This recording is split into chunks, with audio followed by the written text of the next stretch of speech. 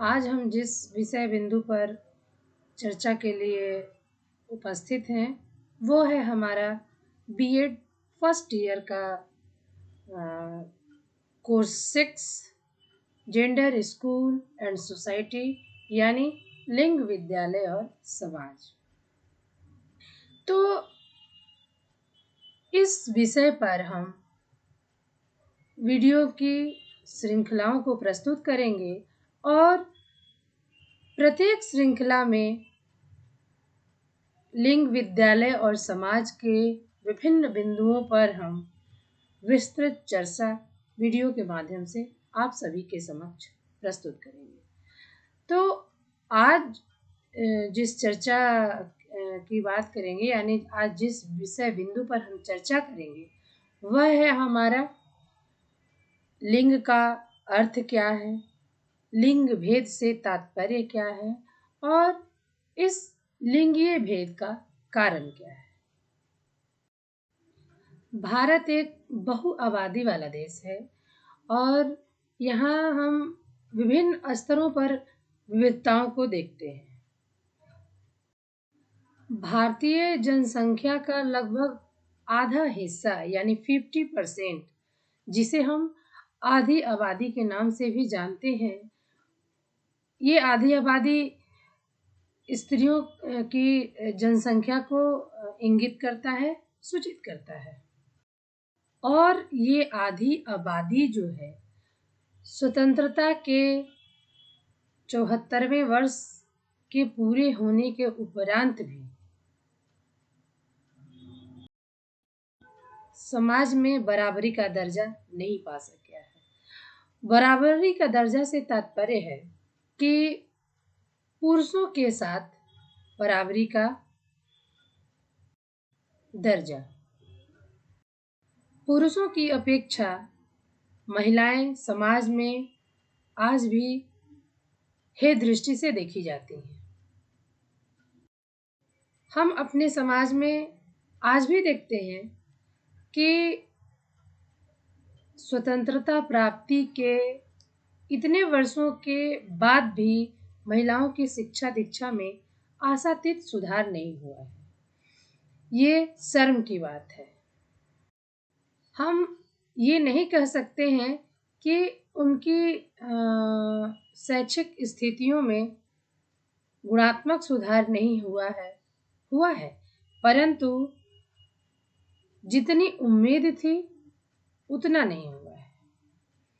तो इस संदर्भ में हम बात करेंगे कि प्राचीन काल से ही देखें तो महिलाओं की समाज में जो स्थिति बना दी गई है कि इन्हें महिलाएं जो है ये करुणा की पात्र हैं, दया की पात्र हैं। उनके लिए पंक्तियां लिखी गईं कि अबला जीवन है तुम्हारी यही कहानी, आंचल में है दूध आंख में पानी। परंतु मैं ऐसा समझती हूँ कि वर्तमान में ऐसी स्थितियां नहीं है और ऐसी स्थितियां अब महिलाओं के लिए स्वीकार्य भी नहीं है। वे इसका प्रतिकार करती हुई आगे बढ़ रही हैं और समाज में उपस्थित ऐसे दाकियानूसी विचारधाराओं से भरे लोगों को मात देते हुए आगे जा रही हैं। जब हम बात करते हैं किसी राष्ट्र की प्रगतिशीलता का, किसी समाज की प्रगतिशीलता का, किसी परिवार की प्रगतिशीलता का, तो वह की प्रगतिशीलता वहाँ की महिलाओं की स्थिति के साथ आंकी जाती है, न कि सिर्फ पुरुषों की प्रगतिशीलता के साथ। समाज की सभ्यता एवं प्रगतिशीलता की माप सिर्फ पुरुषों की स्थिति से ही नहीं, महिलाओं की स्थिति के साथ नापी जाती है, आंकी जाती है। तो हम बात करेंगे कि ये जो महिलाओं की स्थिति है अब स्वीकार नहीं है। तो अब वर्तमान समय को देखते हुए हम ये कहेंगे कि आवश्यकता है महिलाओं की इन स्थितियों में सुधार करने की। इन स्थितियों से तात्पर्य है आशातीत शिक्षा से संबंधित जो उनकी शैक्षिक सुधार हैं उनको पूरा करने की, महिलाओं को पूर्ण रूप से शिक्षित बनाने की, यानी यूं कहें तो भारतवर्ष की आधी आबादी को पूर्ण रूप से शिक्षित करने की। लिंगीय भेदभाव जो है वो सिर्फ भारत में ही नहीं है, विश्व के कई देशों में यह लिंगीय भेदभाव किसी न किसी रूप में व्याप्त है। तो इस क्रम में हम आगे बढ़ते हुए देखेंगे कि लिंग का अर्थ क्या है, यानी मीनिंग ऑफ जेंडर। मनुष्य जो है वो दो रूपों में जन्म लेता है, स्त्री और पुरुष। तो प्रारंभिक अवस्था में हम स्त्री को बालिका और पुरुष को बालक कहते हैं। ये बालक और बालिका जो होते हैं ये शारीरिक संरचना में तो भिन्न भिन्न होते ही हैं, इनकी जो रुचियां हैं, अभिरुचियां हैं, क्रियाकलाप हैं, वो भी सब एक दूसरे से भिन्न होती हैं। कई बार हम अपने आसपास बालिकाओं को देखते हैं कि उन्हें गुड्डे गुड़ियों के साथ खेलना अधिक पसंद है, जबकि बालक जो है उन्हें अपने दोस्तों के साथ मिलकर चोर सिपाही का या फिर अन्य प्रकार का खेल खेलते हैं। तो ये तो बात हो गई शारीरिक संरचना की, उनकी रुचियों की, अभिरुचियों की, उनकी क्रियाकलापों की। और अगर हम लिंग शब्द का विस्तार से अध्ययन करें तो व्याकरण की किताब में देखते हैं कि लिंग की परिभाषा दी हुई रहती है कि जिस शब्द से हमें स्त्री या पुरुष जाति का बोध हो उसे हम लिंग कहते हैं। तो ये तो व्याकरण की बात हो गई, लेकिन हम यहाँ शारीरिक संरचना की बात कर रहे हैं, हम यहाँ जैविक रूप में लिंग भेद को देखने की बात कर रहे हैं। तो जैविक रूप में जो लिंग है वो महिला और पुरुष के गुण सूत्रों के कारण उनका निर्धारण होता है। तो लिंगीय निर्धारण में महिला व पुरुष के गुण सूत्रों की अहम भूमिका होती है। जैविक संप्रत्यय जो है वह किसी भी संतान को बालक या बालिका होने में महत्वपूर्ण भूमिका निभाता है। यह ऐच्छिक और अनैच्छिक नहीं है, हम इसे अपनी इच्छा के अनुसार जब चाहे किसी संतान को लड़की पैदा करें या फिर लड़का पैदा करें, यह संभव नहीं है। ये जैविक संप्रत्ययों पर ही पूर्ण रूप से आश्रित है। लिंग निर्धारण जो है वह किसी की शारीरिक ऐच्छिक क्रिया का परिणाम नहीं है, इसलिए इसमें कोई दोषी नहीं है, न स्त्री दोषी है न पुरुष दोषी है। लेकिन फिर भी स्त्री और पुरुष में, बालक और बालिका में भेदभाव किया जाता है। बालकों की अपेक्षा बालिकाओं को तुच्छ समझा जाता है। हमारे समाज में कई ऐसी मानसिकताओं वाले लोग मिल जाएंगे जो बेटा को अधिक प्राथमिकता देते हैं और बेटी को कम देते हैं। अब हम बात करेंगे मीनिंग ऑफ जेंडर बायस, यानी लिंग भेद का अर्थ क्या है। तो मोटे तौर पर हम देखते हैं कि लिंग भेद का अर्थ है लड़के लड़कियों में भेदभाव करना, यानी लिंग के आधार पर बेटा और बेटी में अंतर करना, फर्क करना।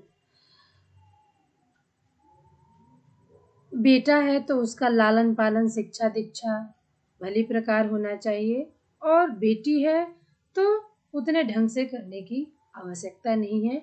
यही है लिंगीय विभेद लिंग भेद। इसी लिंग भेद के कारण वे समाज में पिछड़ जाती हैं। महिलाओं का समाज में पिछड़ना लिंगीय भेद एक महत्वपूर्ण कारण है और ये कारण आज का दिया हुआ नहीं है। हम प्राचीन काल से देखें तो हमारे समाज में ऐसी मान्यता है कि पुत्र का मुख देखने से माता पिता के जो सारे नरक यातना जैसे पाप हैं वो सब धुल जाते हैं और बेटियों के लिए उन्हें अधिक सुरक्षा की आवश्यकता होती है। उन पर उनका अधिक ध्यान रखना पड़ता है और बालक श्रेष्ठ है, कुल का मान बढ़ाएगा, गौरव बढ़ाएगा। लेकिन बेटी जो क्या है वो तो दूसरे कुल में चली जाएगी। बेटा अपने कुल खानदान का नाम रोशन करेगा, बेटी दूसरे के कुल खानदान में जाकर वहाँ अपना प्रभाव दिखाएगी। इसलिए बेटियों की अपेक्षा बेटे जो हैं वो अधिक महत्वपूर्ण हैं। इस प्रकार जो लिंग के आधार पर भेदभाव किए जाते हैं, यही भेदभाव लिंगीय भेद के नाम से जाना जाता है। इसी क्रम में हम बात करेंगे कि लिंग भेद का कारण क्या है। तो हम पहले ही बता चुके हैं कि लिंग भेद की जो धारणा है वो आज की धारणा नहीं है, प्राचीन काल से ही चली आ रही है और यह सिर्फ भारत की बात नहीं है, विश्व के कई देशों में किसी न किसी रूप में उपलब्ध है लिंग भेद। तो हम सबसे पहले देखेंगे कि ये जो लिंग भेद का प्रकार है वो कई प्रकार का है, उसके बारे में एक के बाद एक बात करेंगे। तो हम भारत में या परोक्ष अपरोक्ष रूप में कह सकें तो समस्त संसार के कई देशों में लिंगीय भेद के प्रकारों को हम कई रूप में देखते हैं। तो सबसे पहला है जातिगत भेद, प्रजातीय भेद, लिंगीय भेद, भाषाई भेद, रंगगत भेद, सांस्कृतिक विभेद, आर्थिक विभेद, स्थानगत विभेद। यानी ये जितने सारे भी विभेद हैं वह मानवता के लिए खतरा है। ये जितने भी विभेद हैं, स्थानगत, रंगगत, आर्थिक, सांस्कृतिक, लिंगीय, जातिगत, प्रजातीय इत्यादि, ये जितने भी भेद हैं इस धरातल पर मनुष्य की एकता की स्थापना में बाधक तत्व हैं।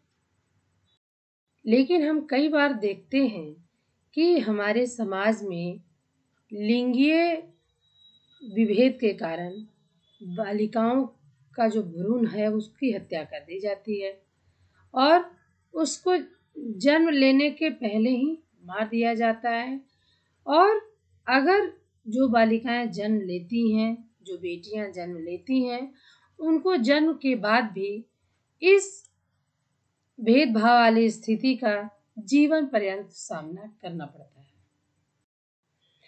एक बार यूनेस्को ने अपने रिपोर्ट में कहा था कि भारतवर्ष में एक साल में 1,30,00,000 कन्या भ्रूणों की हत्या कर दी जाती है। तो इस आंकड़े से हम भारत में हो रहे कन्या भ्रूणों की हत्या का अनुमान बखूबी लगा सकते हैं और स्थिति का जायजा स्वयं ही लगा सकते हैं कि क्या स्थिति है। संपूर्ण विश्व की महिलाओं का एक बहुत बड़ा भाग शिक्षा से वंचित रह जाता है और कुछ एक की तो बीच में ही पढ़ाई लिखाई छुड़वाकर या तो शादी विवाह करा दिया जाता है या फिर उन्हें घर के कामों में लगा दिया जाता है। भारत में महिलाओं की साक्षरता दर जो है वह स्वतंत्रता प्राप्ति के बाद बढ़ा है, परंतु हम बात करें ग्रामीण क्षेत्रों की और शहरी क्षेत्रों की, तो दोनों के दर में असमानता है। शहरी क्षेत्रों की महिलाएं पढ़ी लिखी और प्रबुद्ध हैं, उसके तुलना में गांव में यह शिक्षा दीक्षा का लेवल डाउन है। इन बातों से हमें ज्ञात होता है कि ये लिंगीय भेद ही जो है जो महिलाओं की स्थिति में सुधार नहीं होने देने पा रहा है। तो आगे हम देखेंगे कि इस लिंगीय भेद का कारण क्या है। तो कारणों पर हम एक नज़र डालते हैं और देखते हैं कि लिंगीय भेद के जो कारण हैं उसमें सबसे पहला और महत्वपूर्ण कारण है हमारे भारत में प्रचलित मान्यताएं तथा परंपराएं, संकीर्ण विचारधारा, जागरूकता का अभाव, अशिक्षा, आर्थिक तंगी, सरकारी उदासीनता, सांस्कृतिक प्रथाएं, सामाजिक कुप्रथाएं, दोषपूर्ण शिक्षा प्रणाली एवं मनोवैज्ञानिक कारण भी महत्वपूर्ण भूमिका निभाता है। तो ये मान्यताएं और परंपराएं क्या हैं? पहले बिंदु के अंतर्गत हम देखेंगे कि भारत में जो लिंग भेद का कारण है उसमें हमारी मान्यताएं और जो परंपराएं हैं अपनी महत्वपूर्ण भूमिका कैसे निभा रही हैं। तो लिंगीय भेद का एक प्रमुख कारण भारतीय मान्यताएं तथा परंपराओं का है। यहाँ जीवित पुत्र का मुंह देखने से पुण्य की प्राप्ति होती है, नरक की यातनाओं से मुक्ति मिलती है तथा श्राद्ध कर्म पिंड आदि दान करने से पिता को मोक्ष की प्राप्ति हो जाती है। ये प्राचीन काल से मान्यता रही है, इसलिए भारतीय माता पिता जो हैं वो अपना श्राद्ध कर्म अपने पुत्रों के हाथों ही संपन्न करवाना चाहते हैं या करने की लालसा रखते हैं। स्त्रियों को चिता की जो अग्नि है वो देने से वर्जित किया जाता है और हमारे समाज में महिलाओं को चिता को अग्नि देने का अधिकार नहीं प्राप्त है, इसलिए भी पुत्रों को महत्व दिया जाता है। अगर किसी समाज में महिलाओं को भी यह अधिकार प्राप्त हो जाए तो उसी दिन पुरुषों का महत्व कम हो जाएगा इन मान्यताओं के संदर्भ में। वंश को चलाने के लिए पुरुष ही प्रधान है, पुरुषों को ही इम्पोर्टेंट माना जाता है, पुरुषों को ही महत्वपूर्ण बताया जाता है। इन मान्यताओं और परंपराओं की जो बेड़ियां हैं हमारी भारतीय जनमानस चाहे शिक्षित हो या अशिक्षित हो वह पूरी तरह से इस संकीर्ण मानसिकता से जकड़ा हुआ है, जिसके कारण बेटों को अधिक महत्व दिया जाता है और इसी महत्व के कारण कहीं कहीं अधिक संख्या में बेटियों के पैदा हो जाने से उनको गर्भ में ही मार दिया जाता है और बेटियों को बोझ समझकर ही उनका लालन पोषण किया जाता है। यह विसंगति है कि हमारे पढ़े लिखे समाज में भी स्त्रियों का पालन पोषण या जीवन यापन कह सकें तो पुरुषों की छत्र छाया में ही होनी चाहिए। ये विसंगति है हमारे समाज की कि हमारे पढ़े लिखे समाज में रह रहे लोग भी इस दाकियानूसी सोच के साथ रह रहे हैं या यूं कहें तो इस सोच से वो ग्रसित है। हमारे समाज में प्राचीन काल से यह मान्यता रही है कि लड़की जब जन्म लेती है तो पिता के अधीन, युवावस्था में पति के अधीन और वृद्धावस्था में पुत्र के अधीन ही जीवन व्यतीत कर सकती है। ऐसी सोच जो है वो महिलाओं के अस्तित्व को मिटाने का यत्न कहा जा सकता है, या फिर हम कह सकते हैं कि ऐसी सोच ही जो है जो स्त्रियों को जीवन के प्रत्येक क्षेत्र में पुरुषों की ओर ताकते रहने का, देखते रहने को मजबूर करती है। और हमारे समाज की ऐसी प्राचीन मान्यताएं, परंपराएं ही पुरुषों के महत्व को बढ़ावा देती हैं और उनकी प्रधानता स्थापित होती है। और अपने समाज की इन परंपराओं और मान्यताओं में पुरुषों की सोच क्या है, नहीं है, इस पर तो हमने बातें की। और सबसे अधिक आश्चर्य तो तब होती है कि एक स्त्री होकर, एक महिला होकर ही अपने बेटे और बेटी में इन मान्यताओं के आधार पर, इन परंपराओं के आधार पर भेद करती है। तो कुल मिलाकर हम कहेंगे कि ये जो प्राचीन काल से हमारे समाज में चली आ रही मान्यताएं, परंपराएं लिंगीय भेद का कारण है। लिंगीय भेद का दूसरा बड़ा कारण है संकीर्ण विचारधारा। हमारे समाज में आज भी संकीर्ण विचारधारा वाले लोगों की संख्या कम नहीं है। कई घरों में हम देखते हैं कि बेटा पैदा होने पर खुशी का लहर दौड़ जाता है और बेटी के पैदा होने पर घर में शोक हो जाता है। वह इसलिए कि बेटा होगा तो बुढ़ापे की लाठी बनेगा, जीवन का सहारा बनेगा, कुल का नाम रोशन करेगा, उसके पढ़ाने लिखाने पर जो भी खर्च होगा उससे घर की उन्नति होगी। लेकिन बेटी के पालन पोषण में व्यर्थ का पैसा जाएगा, उसके पढ़ाई लिखाई पर पैसा खर्च करना यानी बर्बाद करना, क्योंकि उसको तो दूसरे के घर जाना है, उसके लिए शादी का पैसा इकट्ठा करना है, विवाह योग्य वर ढूंढना है। इन तमाम बातों को सोचकर माता पिता बेटी के लालन पालन पर किए जाने वाली राशि को व्यर्थ समझते हैं।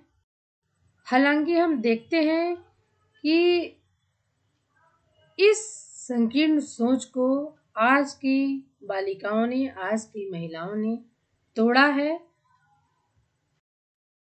फिर भी हमारे समाज में कुत्सित विचारधारा के लोग महिलाओं की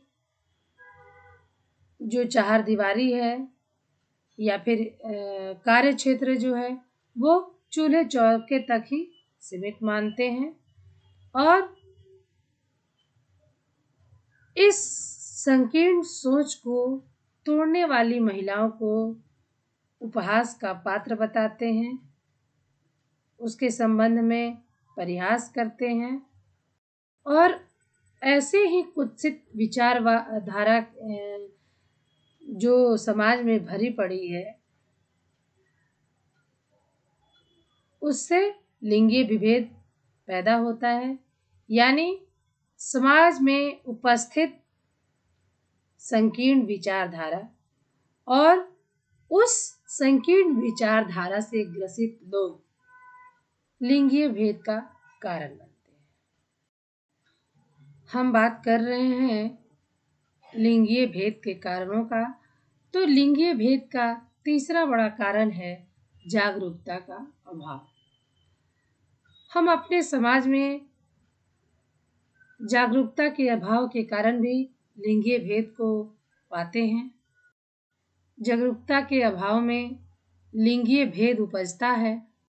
हम यूँ कह सकते हैं कि हमारे समाज के बीच आज भी लैंगिक मुद्दों पर जागरूकता का अभाव है, क्योंकि हम उन्नत एवं विकसित समाज में बेटा बेटी एक समान जैसे मंत्र को अनुसरण करते हुए देखते हैं और उसका परिणाम भी अति सुंदर होता है।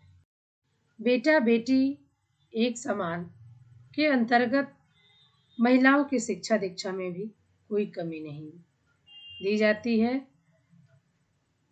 हमारे देश के प्रथम प्रधानमंत्री जवाहरलाल नेहरू जी ने कहा था कि अगर हम भारत में एक बेटे को पढ़ाते हैं तो सिर्फ एक बेटे को ही शिक्षा देते हैं, परंतु हम अपने भारत के किसी एक बेटी को अगर शिक्षित करते हैं तो उसके हम पूरे परिवार को शिक्षित करते हैं। कितनी बड़ी बात कही थी उन्होंने। लेकिन हमारे समाज में सुसुप्ता अवस्था में पड़े लोग जो हैं वो सोचते हैं कि बेटी पर जो खर्च किया जा रहा है वो सब व्यर्थ है। वह इसलिए क्योंकि लड़कियां जो हैं वो लड़कों की बराबरी कभी नहीं कर सकती हैं, क्योंकि वह लड़कियां जो है बौद्धिक रूप से उतनी सशक्त नहीं होती हैं, मजबूत नहीं होती हैं। वो लड़कों की अपेक्षा बौद्धिक रूप से कमजोर होती हैं।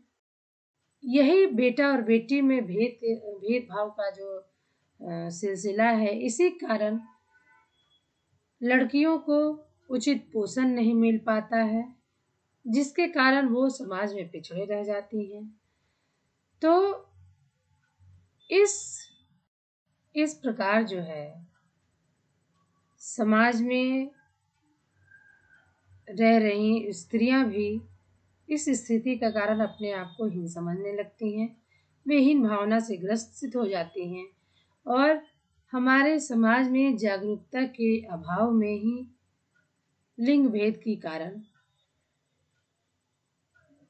पैदा होती है। अगला जो सबसे बड़ा कारण है वह है अशिक्षा। अशिक्षा तो सारी समस्याओं का जड़ ही है और हम यहाँ बात कर रहे हैं लिंगीय भेद की। तो लिंगीय भेद के कारणों में अशिक्षा जो है काफी महत्वपूर्ण स्थान रखता है। अशिक्षित व्यक्ति, अशिक्षित परिवार, अशिक्षित समाज यह सोचता है कि किसी भी पारिवारिक संपत्ति पर सबसे पहले बेटे का अधिकार है, बेटियों का नहीं। ये सिर्फ अशिक्षित लोग ही सोचते हैं, जिसके कारण वो अपने कई महत्वपूर्ण अधिकारों से महिलाएं वंचित रह जाती हैं। इस प्रकार हम कह सकते हैं कि समाज का प्रबुद्ध व्यक्ति ही सोच सकता है कि अगर समाज में स्त्रियों की स्थिति अच्छी ना रहे तो हमारी माँ कहाँ से होगी, हमारी बहनें कहाँ से होगी, हमारे लिए पत्नी कहाँ से होगी। यानी महिलाओं की स्थिति अगर अच्छी नहीं रही तो इन सभी रिश्तों का या यूं कहें तो महिलाओं के अस्तित्व का ही विनाश हो जाएगा। ये प्रबुद्ध व्यक्ति सोचते हैं। प्रबुद्ध व्यक्ति सोचते हैं कि महिलाएं तुच्छ हैं, उनकी परिसीमा चार दीवारी तक ही है, परंतु शिक्षित व्यक्ति महिलाओं की तुलना ईश्वर से करते हैं और कहते हैं कि ईश्वर जो है उस लोक में सृजन का काम करता है और इस धरती पर हमें बनाकर भेजता है, और महिलाएं जो हैं साक्षात इस धरती पर सृजन का काम करती हैं और हम अपने प्रतिरूपों को अपने समक्ष देख पाते हैं। तो ऐसी बातें सिर्फ शिक्षित व्यक्ति ही सोच सकते हैं, और शिक्षित व्यक्ति से तात्पर्य डिग्रियां हासिल करने से नहीं होता है। उन शैक्षिक बातों को जीवन में उतारने से होता है। तो इस प्रकार हम कह सकते हैं कि अशिक्षा जो है लिंगीय भेद का सबसे बड़ा कारण है। किताबी बातों को हम पढ़ लेते हैं और चंद डिग्रियां हासिल कर लेते हैं तो हमारा समाज हमारे जैसे हासिल की हुई डिग्रियों के साथ शिक्षित नहीं हो जाता है। शिक्षित वैचारिक रूप से होना चाहिए, उसका सोच शिक्षित होना चाहिए, पढ़ा लिखा अशिक्षित समाज के लिए सबसे बड़ी समस्या है। लिंगीय भेद के कारणों में आर्थिक तंगी भी अपना महत्वपूर्ण स्थान रखता है। भारत घनी आबादी वाला देश है और यहाँ आर्थिक तंगी से जूझ रहे परिवारों की संख्या अत्यधिक है। ऐसी स्थिति में भारत में आर्थिक तंगी से जूझ रहे होते जो परिवार हैं, वो बेटियों की अपेक्षा बेटों को अधिक महत्व देते हैं। उनको लगता है कि इन पैसों को कमाने में काफ़ी जद्दोजहद करना पड़ता है और उन जद्दोजहद से कमाए हुए पैसों से बालकों के उन्नति पर, बालकों को विकास पर खर्च किया जाए। आर्थिक तंगी से जूझ रहा परिवार अपने कमाए हुए धनराशि का एक बहुत बड़ा हिस्सा लड़कियों के दहेज पर खर्च करता है। तो इसलिए वो जो है बेटों को अपने घरेलू कार्यों में सहयोग करने की शिक्षा देता है, आर्थिक बोझ उठाने का देता है। लेकिन महिलाएं जो हैं शिक्षा के अभाव में इन सभी जिम्मेदारियों से वंचित रह जाती हैं और इस क्षेत्र में महिलाओं की कोई भूमिका नहीं होती है। आर्थिक तंगी के कारण ही घर में बेटी होने पर शोक हो जाता है, क्योंकि बेटियों के दहेज पर एक बहुत बड़ा धनराशि खर्च करना होता है, जिसके कारण लड़की पैदा होते ही घर में शोक का माहौल हो जाता है। तो हम ये कह सकते हैं कि आर्थिक तंगी जो है वह लिंगीय भेद का महत्वपूर्ण कारण है। लिंगीय भेद को बढ़ाने में सरकारी उदासीनता का भी प्रमुख रोल है, भूमिका है, क्योंकि कई सरकारी और निजी अस्पताल हैं जहां खुलेआम धड़ल्ले से भ्रूण जांच हो रही है और कन्या भ्रूणों की हत्या की जा रही है। तो इस प्रकार हम कह सकते हैं कि इन ऐसे खुलेआम हो रहे अपराधों के लिए कठोर दंड की व्यवस्था होनी चाहिए, जिससे लोगों में यह डर पैदा हो, दहशत पैदा हो कि भ्रूण हत्या जघन्य अपराध है। तो सरकारी उदासीनता जो है इस रवैये के लिए जिम्मेदार है, क्योंकि वह कठोर कदम नहीं उठाता है। ये तो बात हो गई भ्रूण हत्या की। कार्यस्थल पर भी देखा जाए तो कई लोग महिलाओं को उपेक्षित निगाहों से देखते हैं, उन पर बार बार छींटाकशी किया जाता है, मजाक उड़ाया जाता है। कई स्थितियों में महिलाएं स्वयं को अपने कार्यस्थल पर असुरक्षित महसूस करती हैं और कुछ पुरुष कर्मचारी जो हैं उनके इस असुरक्षा की भावना को और बढ़ावा देते हैं, उन्हें डराते हैं, उन्हें धमकाते हैं। तो हम कह सकते हैं कि ये जो सरकारी उदासीनता है ये लिंगीय भेद के कारण को बढ़ाते हैं, क्योंकि ऐसी स्थिति में कई बार ये लोग समझ बैठते हैं कि महिलाओं को घर से बाहर जाने ही नहीं देना चाहिए, उन्हें काम करने देना ही नहीं चाहिए। तो वर्तमान में आवश्यकता है इन समस्याओं का अंत करने का, जिससे लैंगिक भेदभाव की समाप्ति हो। हमारे समाज में लिंगीय भेद को बढ़ाने में हमारी सांस्कृतिक कुप्रथाएं भी जो हैं मुख्य भूमिका निभाती हैं। प्राचीन काल से हम देखें तो भारत में जो संस्कृति थी वो पुरुष प्रधान थी। फिर भी हम प्राचीन काल में कुछ स्त्रियों को विदुषी रूप में पाते हैं, लेकिन सीता, द्रौपदी जैसी महिलाएं जो हैं उन्हें भी स्त्री होने का दंड भुगतना पड़ा है।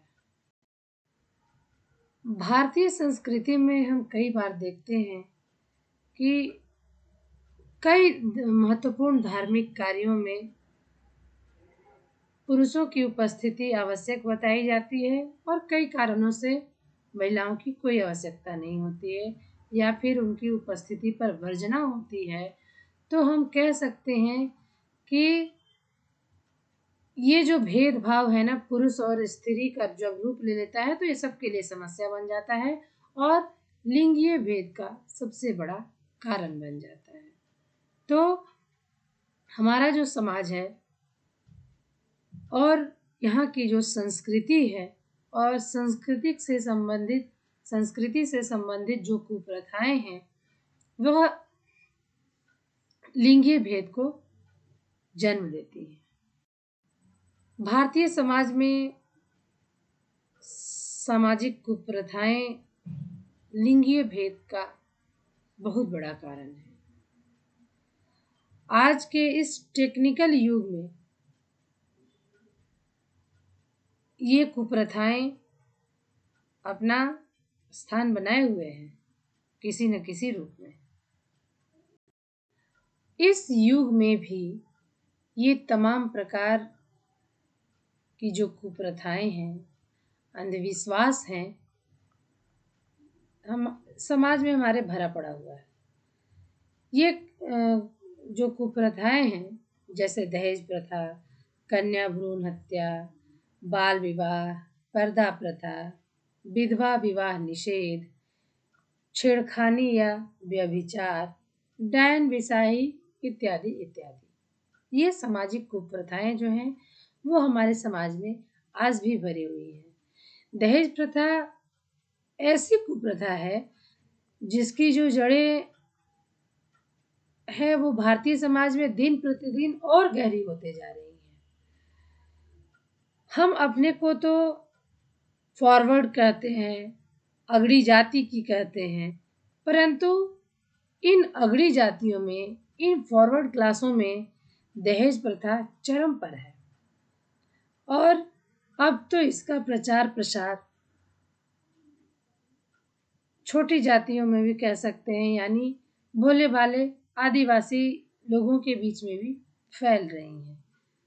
और ये जो दहेज प्रथा जो है ये सबसे बड़ा कारण है लिंग भेद पैदा करने के लिए, क्योंकि जैसे ही बेटी होती है लोगों का मन निहस जाता है, उनकी उम्मीदों पर पानी फिर जाता है और फिर ऐसी स्थिति में लोग बेटा होना अधिक पसंद करते हैं क्योंकि उनके विवाह पर पैसा मिलने वाला है, न कि खर्च होने वाला है। तो इस प्रकार दहेज प्रथा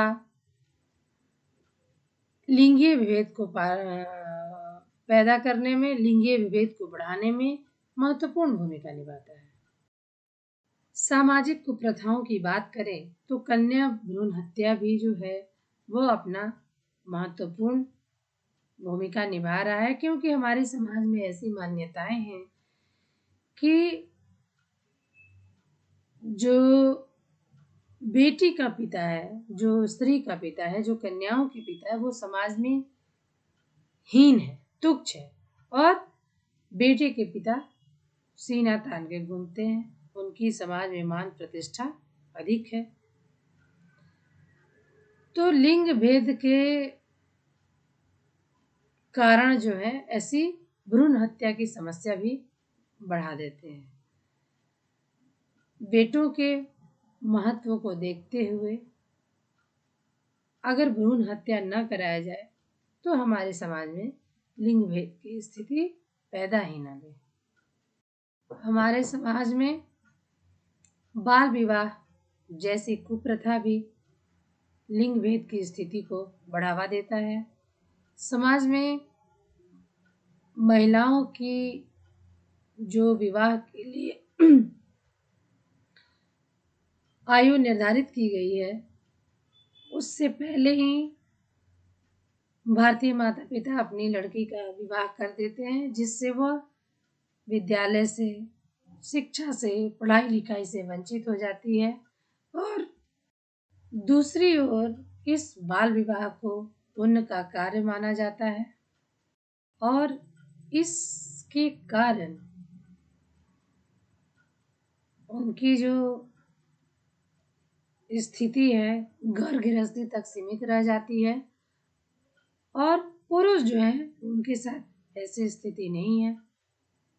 वो पुरुषों की शादी हो गई, महिलाएं घर में हैं, घर गृहस्थी देख रही हैं। पुरुष वर्ग जो है उसको अपने जीवन में जो कार्य करने हैं उसके लिए कोई बाधा नहीं है, स्वतंत्र है, अपना पूरा करते हैं। तो बाल विवाह जैसी कुप्रथा भी लिंगीय भेद को बढ़ावा देती है। लिंगीय भेद को बढ़ाने में दोषपूर्ण शिक्षा प्रणाली का भी महत्वपूर्ण हाथ है। भारतीय शिक्षा दोषपूर्ण है, इसलिए जो शिक्षा के ऊपर व्यय होता है उससे व्यवहारिक जीवन में कोई फल प्राप्त नहीं होता है। तो भारतीय शिक्षा प्रणाली अव्यवहारिक है, इसलिए यह लिंग भेद को उत्पन्न करता है। और ये दोष क्या है इस शिक्षा का? तो दोषपूर्ण पाठ्यक्रम, अपूर्ण शिक्षण उद्देश्य, अपव्यय एवं अवरोधन की समस्या, बालिका विद्यालयों का अभाव, विद्यालयों का दूर होना, व्यावसायिक पाठशालाओं का अभाव, लैंगिक भेद, ये तमाम दोष हैं भारतीय शिक्षा प्रणाली में, जिसके कारण हमारे समाज में लिंग भेद की स्थिति उत्पन्न होती है। ऐसे भारत में जो प्रचलित शिक्षा प्रणाली है उसके पाठ्यक्रम में बालिकाओं की रुचि और अभिरुचियों का कोई ध्यान नहीं रखा गया है। बालिकाओं से संबंधित शैक्षिक लक्ष्यों एवं उद्देश्यों का निर्धारण नहीं किया गया है। तो हम इन तमाम बातों के आधार पर कह सकते हैं कि भारत में प्रचलित शिक्षा प्रणाली जिसके कारण लिंग भेद की स्थिति उत्पन्न होती है, सबसे बड़ा और महत्वपूर्ण कारण यह है मनोवैज्ञानिक कारण, क्योंकि हमारी सामाजिक संरचना ही वैसी है और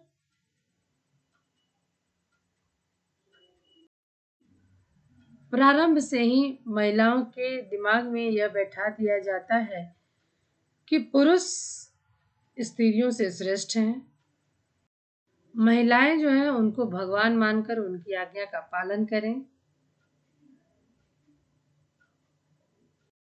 पुरुषों के बिना महिलाओं का कोई अस्तित्व नहीं है। ये तमाम बातें हमारे जहन में बिठा दिया जाता है हमारे समाज में, महिलाओं के भीतर।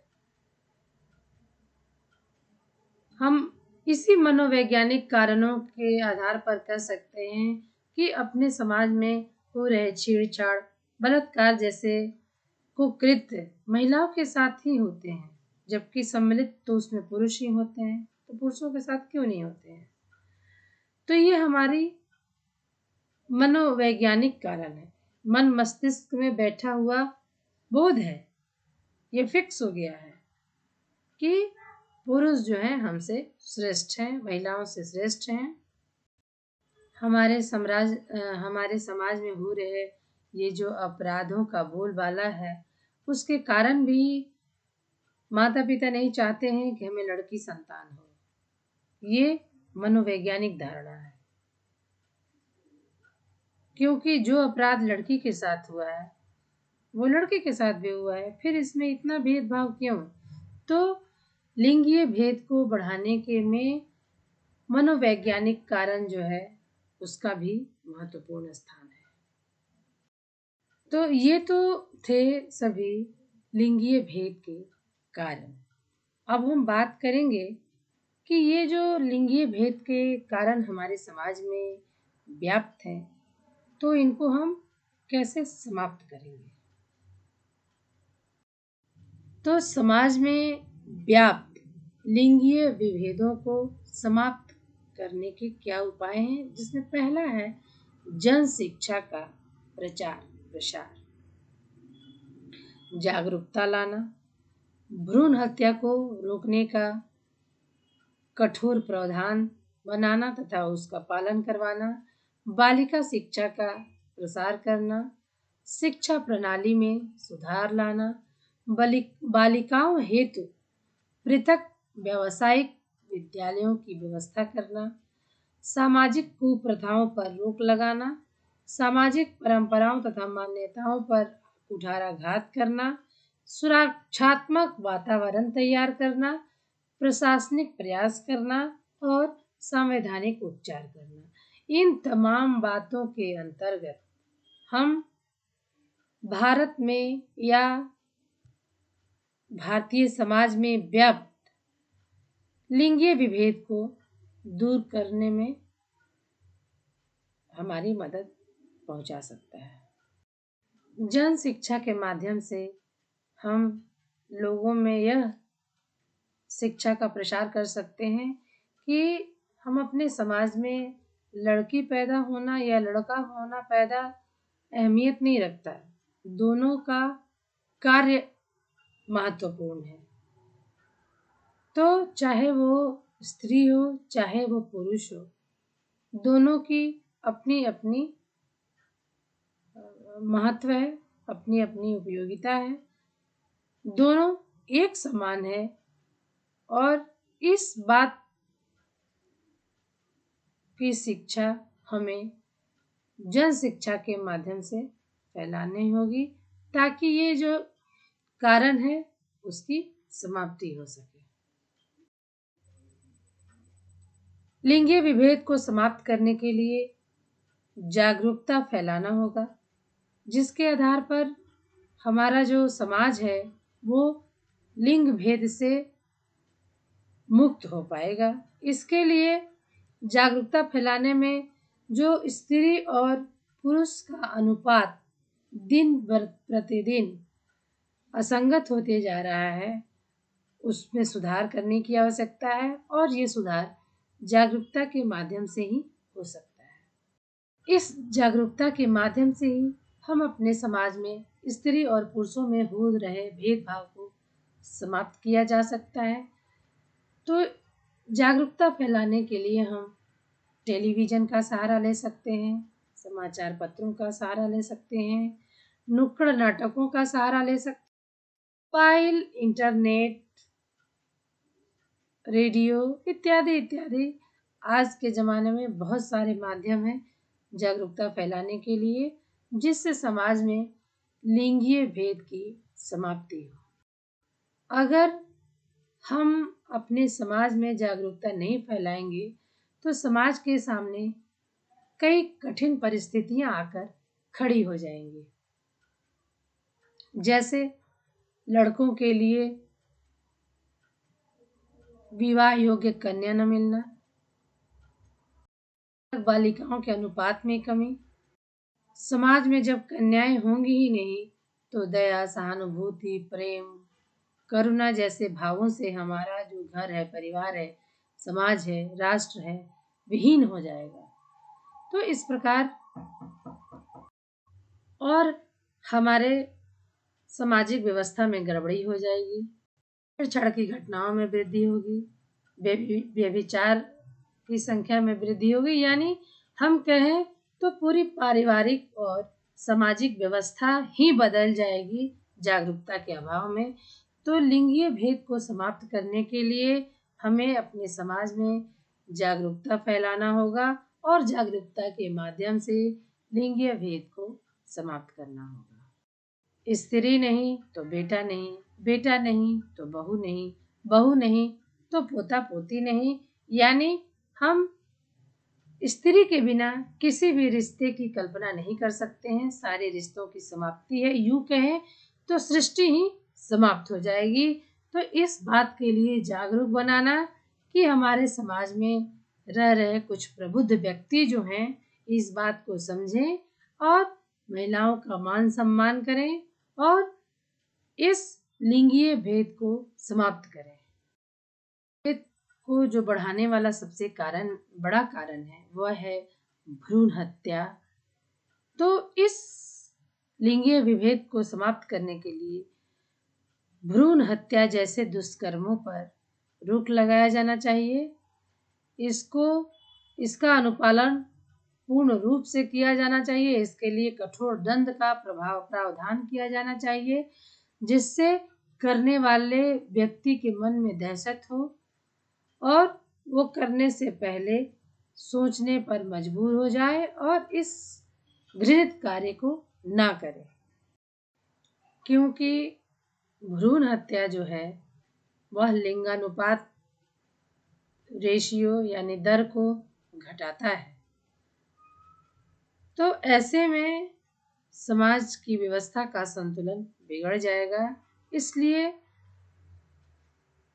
निजी क्लिनिकों पर चल रहे इस धड़ल्ले से धंधा को रोकना होगा और इस हेतु कानूनी कार्रवाई की व्यवस्था होने से लिंगीय भेद के कारणों को समाप्त किया जा सकता है। लिंगीय भेद को समाप्त करने के लिए हमारा अगला कदम हो सकता है बालिका शिक्षा का प्रसार। जी हाँ, हम स्त्रियों को शिक्षा के माध्यम से ही उन्हें सशक्त बना सकते हैं और शिक्षा ही वह अस्त्र शस्त्र है महिलाओं के लिए जिसके माध्यम से वह आत्मनिर्भर बन सकती हैं। आर्थिक रूप से सबल महिला परिवार के लिए, समाज के लिए, राष्ट्र के लिए वह धुरी है जिसके पीछे परिवार, समाज और राष्ट्र की स्वस्थ राष्ट्र की कल्पना की जा सकती है। पढ़ी लिखी महिलाएं घर के लिए, समाज के लिए, परिवार के लिए बोझ नहीं बनती हैं। हम प्राचीन काल में अपने समाज में देखें तो स्त्रियां जो थीं वो घर के लिए बोझ समझे जाते थे, परंतु शिक्षा ही वह जरिया है जिसके कारण पढ़ी लिखी महिलाएं अपने घर के उत्तरदायित्वों का भी निर्वहन कर रही हैं भली प्रकार से। तो शिक्षा के माध्यम से लिंगीय अनुपात को, लिंगीय भेद को घटाया जा सकता है, समाप्त किया जा सकता है।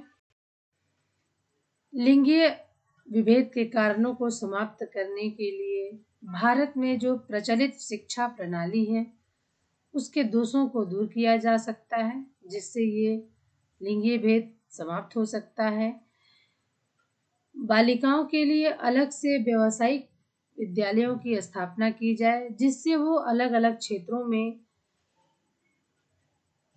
व्यावसायिक कौशल हासिल कर आत्मनिर्भर बने और